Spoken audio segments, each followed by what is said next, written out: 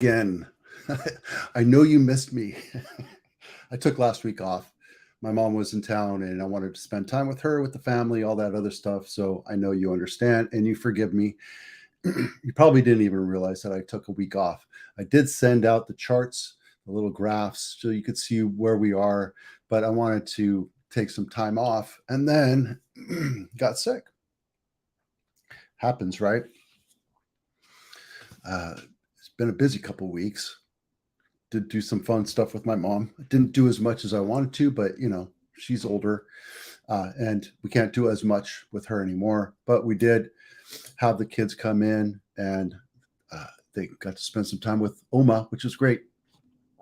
And then this last weekend, I went to Carmel twice, which was pretty awesome. I got sunburned, which was really necessary because I hadn't really been out in the sun. I needed that vitamin D to kick my immune system into overdrive. But here we are. See, I'm a little dark here, a little sunburned. I'm not here because I was wearing a hat.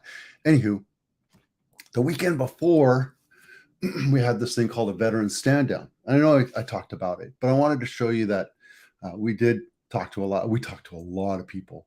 There's so many veterans out there. Did you know that California has more veterans than any other state combined? It's true. Mostly because we have all the great little programs for us, like this program right here. So I'm really deep into my veteran community, in case you didn't know that. There's so many programs out there for veterans. They just need to know about it and want to get the help, right? So if you have a veteran that's been struggling and is aimless and doesn't really feel connected to their community, or doesn't really know what's going on and needs a direction, we have San Jose State has a VRC program, which is a Veteran Resource Center. And if they want to go back to college and get a free degree, well, not free, there's a program for that. We have something called the GI Bill. But if they don't want to do that, they have this program right here.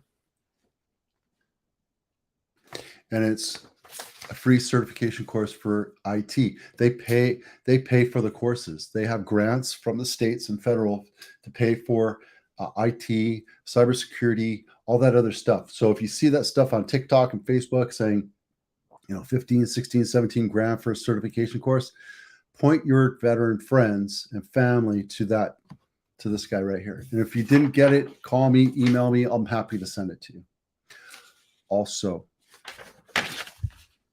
if you know homeless, if you know veterans that are in threat of becoming homeless, we have programs for them.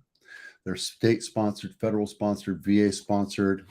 And this program right here, Home First, talks about it. And it doesn't matter if they're honorably discharged or what have you. We have programs for veterans that get them off the street, get them cleaned up, get them ready to get back to the work and give them purpose. And that's, what I found was a lot of the veterans that I spoke to didn't have a purpose. And when you're in a community that's so tight, like a military organization, granted, there's toxic and all this other crap. I get it. One of the reasons why I got out. One of the things that you miss is the camaraderie and the tightness and that brotherhood and sisterhood of expectation. Like if I give you something to do, I expect you to do it. In the civilian world, it doesn't really work that way. You have to constantly make sure that it happens. If I gave you an order to go do something in the military, it will get done. I don't have to think twice about it, right? Now, granted, you have that 10% of the people that are shitbirds you have to deal with, but there's always that mission. There's that constant movement of the mission. We always have to get something done. There's always something going on. And while you get that in a civilian world, especially in corporate world, you don't have the same mindset, the same feeling you get as you do when you're in the military. And that's the aimlessness that we see. And that's why we have veterans committing suicide, because they're aimless. They lose their purpose. And I spoke to a lot of veterans that weekend. What I found was We're just trying to recapture, I guess, part of our youth, but also that feeling. I called it my ghost. I had to give up my ghost, right? I had to give up the ghost, the spirit of who I was as a Marine, and become a new person. I'm still doing that. And part of that purpose that I find is giving back to my communities, my community around my house, my church community, my veteran community. I give back, and I'm always there, and that gives me a sense of purpose. And that's what I think that the best feeling I got out of that weekend. Anyway, 3 things we need to talk about: CPI, power of staging your home, and the car market is about to crash. And if you remember, some of the things I talk about are one of the house of cards that might fall is the automotive market, right? This was 15, 16%, 17% before. This was last year. I'm hearing reports about this all the time. The car market is going to go into oversupply. Now, they pushed the market down saying they were missing components, they were missing ICs, they were missing certain doodads because of shipping and what have you. Those cars are still being built. Now those cars are ready to get back on the market, and there's an oversupply of cars. Also, people are kind of hesitating to buy a car right now. Reason being is they know we're going into a recession. There's a good chance that they might get laid off. Home being housed is more important than having a new car, right? Not saying that everybody is out there, but there will be 10, 15, 20% of the population that just can't afford it. And that's what this is really talking about. Now, I don't even go into this article here.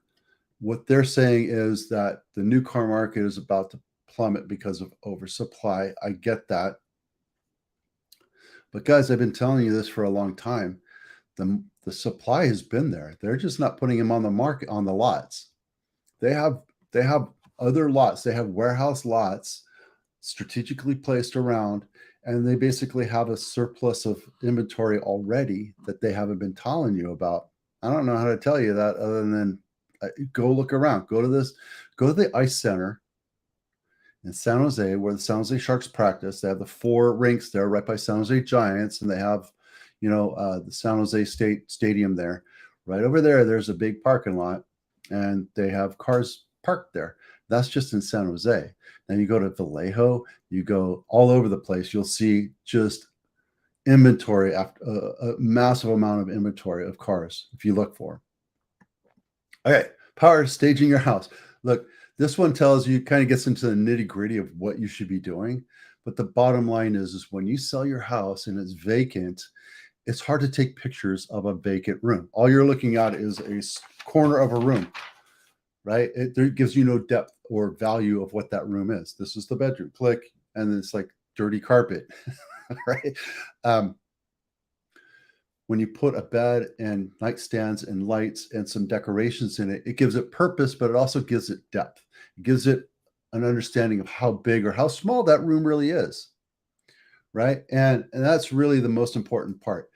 So should you use your furniture or professionally staged furniture? It depends on the strategy that you want to use. If you want to buy a house before you sell the current one, then there's reasons why you should and shouldn't do that. But if you choose that, then you buy the house, move, and then you have a vacant house that you have to sell, then yes, you should stage it. Absolutely.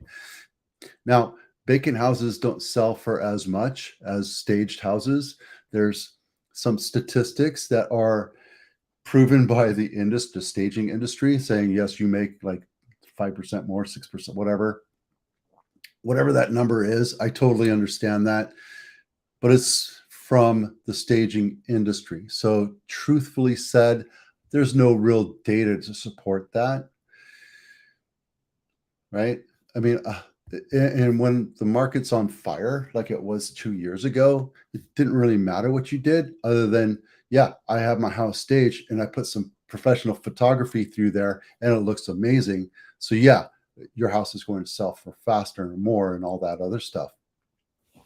It also gives you purpose as to what each room is for, right? And how big it is. And it makes it feel like you can walk through.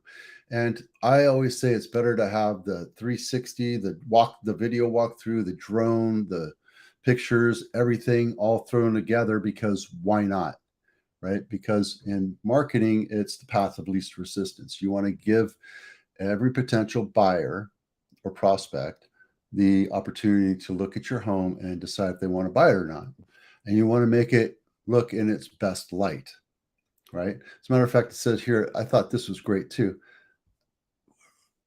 Right here, the most inexpensive way to brighten a home, besides a fresh coat of paint, is to increase the wattage of the light bulbs. Yeah, lights. You know, my stager goes through light bulbs like you wouldn't believe, because they're left on all the time, but they're bright, super bright. You want your house bright and airy as much as possible, right? You don't want a dark purple room. My son had a dark blue. It was like dark blue, and it was like a cave, which I get. It was a kid. He's like, you're growing up, you do what you want to do. I would say, if you're going to have a paint, if you're going to stage a house, make sure you declutter it, etc. I do have a video in my channel, 5 things you could do to sell your house for a lot less, but also a couple other staging videos too. So I don't want to bore you about that. CPI. Okay, guys, I don't care if it's 0.2% or 0.1% or 0.4%. What are we paying at the pumps? What are we paying at the pumps? Like $4.55 an hour, a gallon. We used to pay $2.50, $2.50, right? What are we paying at the grocery for fruit and vegetables? About twice of what we used to pay. What are you paying for meat today? I just went and bought $40 worth of tri-tip. I bought a 4-pack of tri-tip. I think it was probably 57 actually. Now that I think about it, it's $15 a piece. It was a 4-pack at Costco, which is crazy. And I thought that was a great deal because it's $4 a pound. We were paying like $1.50 to $2.50 a pound. Now you're paying upwards of $9 for a pound of meat. Right? So all these gobbledygook, all these numbers justifying all this other stuff. I think what we're missing the point is that inflation is coming down, but it's never going to get back to where we were. So don't think that the numbers that you're seeing are going to help you live life better. Why am I harping on this? Well, because the car market's about to crash. We're going to go into a recession. Cost of living is going to get more expensive. Live below your means, right? Let me talk about this real quick. Live below your means. And we have this thing called financial intelligence. There's a link down below where we talk about learning all the different things you can do to become financially more aware. And I don't care if you have a doctorate. If you have a doctorate in finance, whatever, call us. I'd love to interview you, right? We interview people from all different parts of the world, service industries, insurance agents, lawyers, these different things, to ask questions that people don't know to ask, so that you can get a little bit of an education on how to become more financially aware and more financially independent. Okay. Enough of that. Should you buy stocks? Should you buy ETFs? Should you buy Bitcoin or RDX? I saw that name floating around this weekend. Yes, you should buy real estate. You should buy everything you can. So live below your means, save up what you can, and invest it, because that money will last you a lot longer than buying, a trip to Tahoe for the weekend. Not saying you shouldn't. I just spent the weekend going to Carmel. So, pick and choose your investments, right? We had 800 houses closed last week. That's a far cry from where we were last year on average. Now, look, everybody's saying the market's crashing or the volume is down or what have you. Yes, volume is down, but not as drastically as you think it is. I mean, if you look at the averages overall, we're not doing too bad compared to last year. We're not. 800 houses closed last week. I mean, I'm going to make fun of Napa a little bit, but 20 houses, guys. I mean, there's just not enough inventory. So you're going to see, values go up, except for the fact that last year we saw prices at 1.47. So Napa hasn't really recovered. The number of houses being sold are getting back to the last year's average. Last year we averaged 916 houses per week closed in 10 counties. Right? We're 100 houses off. That's not a lot. Well, I think we're doing really well. Considering the fact that everybody's saying inventory sucks, prices are maintaining. We are coming back from a low, right? The market contracted. Let's see, is this it? No, where is that inventory article? This right here, right? Number of houses being sold, right? We went from an artificially high because it was 2%. Now we're paying 7%. We're going to see houses naturalize or come back down. I think we're going to see the equilibrium come back to where we won't be seeing last year's prices for a couple of years, but they're coming back and they're holding steady. I could be wrong. But here's the secret sauce, guys, is 2 years ago, or 2022, April 2022 is when rates went up to 7%, shocked the market. But guess what? The market forgot. People tend to forget how good it was. And when you get in the market to buy a house, it's going to be 7% or 6%. That's just the way it is. I'm not talking about affordability. I'm talking about just the way the market runs, right?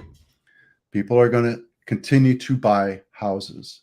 They're going to continue to buy ETFs and stocks and bonds and cars, just not at the same clip.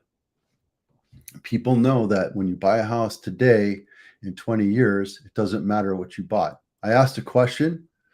I asked a question a couple of weeks ago. How many of you do you remember that how much you bought your house for? And a lot of people answered, but a lot of people didn't answer. Right? They tell me exactly what it was. But they probably had to go back and look. So I think the market's coming back. I think the market's still strong. Are we going to go into a recession? Probably. What's that mean? Well, house prices tend to increase over time in recessions. Let me show you that number real quick. This one right here, right? Every time you see a recession, prices go up. Not drastically, except for 2008. Even in 2020, there was a recession, right? So, sorry. There you go. When you see a recession happen, it's a good time to buy. Do you buy when it's a firestorm like it was in 2022, 2021? If it makes sense for you, yes. But if you already own a house and you're looking at somewhere to invest, maybe real estate's a good place to talk to you to work about it. When you have a chance, sign up for the financial intelligence program that we have. It's nobody's hard selling anything. We don't offer any blah blah blah. We do have a call to action, but it's if you want more information, right? We're here to educate. We're bringing people from financial advisors to lawyers to tax accountants, insurance people, you name it. And I want to learn. I want to learn more than I know. So that's the whole purpose behind it. All right. I'm Vito with Abitano. We'll see you out there.